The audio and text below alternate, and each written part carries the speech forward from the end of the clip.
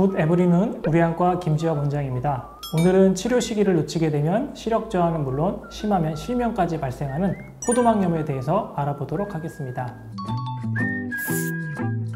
포도막이란 이름은 포도 껍질과 비슷하다고 해서 생긴 이름입니다.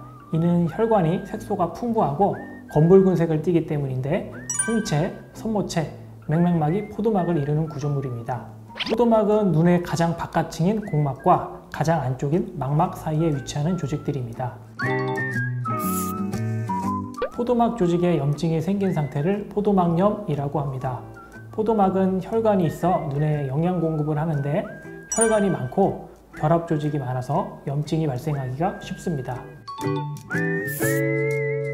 눈부심이나 시력 저하, 충혈, 통증 등의 다양한 증상으로 나타납니다. 특히 초기에는 빛을 보면 통증이 있는 경우가 많습니다.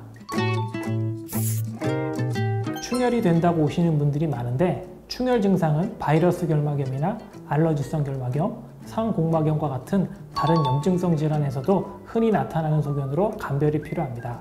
구체적으로는 안내 염증세포를 관찰하여 진단을 하게 됩니다. 결막염으로 진단받았는데 일주일 이상 증상이 호전되지 않거나 시력 저하, 눈 통증을 동반하는 경우에는 포도막염이 아닌지 면밀한 관찰이 필요합니다. 포도막염의 원인은 매우 다양합니다. 강직성 척추염이나 류마티스 관절염, 베체트병과 같은 류마티스성 질환 또는 대상포진이나 헤르페스, 결핵과 같은 감염에 의한 경우 또는 외상에 의한 경우 등이 있을 수 있습니다. 하지만 대부분의 경우에서 원인을 발견하지 못하는 경우도 많습니다. 기본적으로 시력 및 안압 확인이 필요하며 포도막염이 안구 앞부분에만 있는지 혹은 뒷부분까지 침범했는지를 확인하여야 합니다. 따라서 반드시 동공을 확장하여서 안저검사 및 초음파 촬영, 망막 단층 촬영이 필요합니다. 포도막염이 자주 재발하거나 약제에 반응하지 않는 경우에는 류마티스 질환이나 감염성의 원인이 있는지 확인을 위하여 내과 진료가 꼭 필요합니다.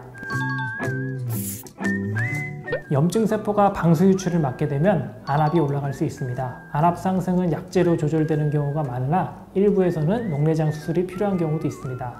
염증이 지속되면서 홍채와 수정체 사이에 유착이 발생을 하여 동공 모양이 변하게 되며 백내장도 빠르게 진행할 수 있습니다.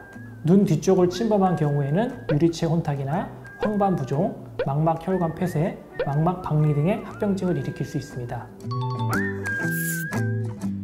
포도막염의 치료 원칙은 원인 질환의 관리, 염증의 조절, 합병증에 대한 관리입니다. 류마티스 질환 등의 원인 질환이 있으면 반드시 조절이 필요하며 감염성의 경우 항바이러스제나 항생제의 치료가 필요합니다. 포도막염이 호전되더라도 원인 질환에 대한 관리는 꾸준히 하셔야 합니다.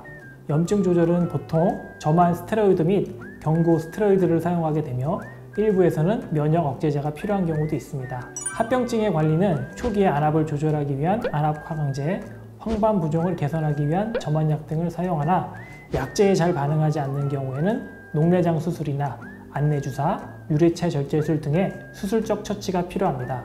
포도막염과 관련된 백내장의 경우 염증 조절 후 백내장 수술을 하는 것이 원칙입니다.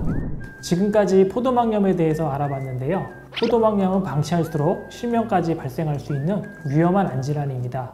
조금이라도 눈에 이상 증상을 느낀다면 안과에 내원하셔서 진료를 받는 것이 중요하겠습니다. 지금까지 굿 에브리눈 김지혁 원장이었습니다.